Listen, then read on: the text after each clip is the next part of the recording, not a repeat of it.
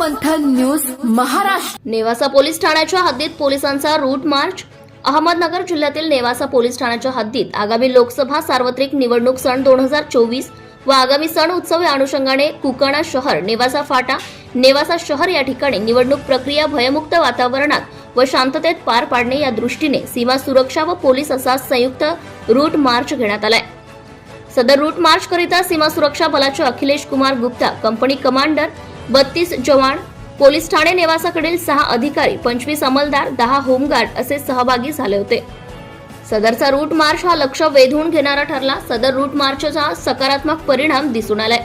Route मार्चचा उद्देश सर्वसामान्य नागरिकांच्या मनामध्ये सुरक्षिततेची भावना व विश्वास निर्माण व्हावा व गुन्हेगारांवर नियंत्रण राहावे हा होता।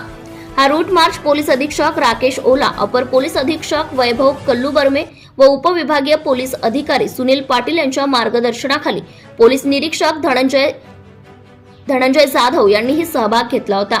Sarvamanthan news Maharashtra, Nevasa, Ahmednagar. Subscribe now and press the bell icon. Never miss an update.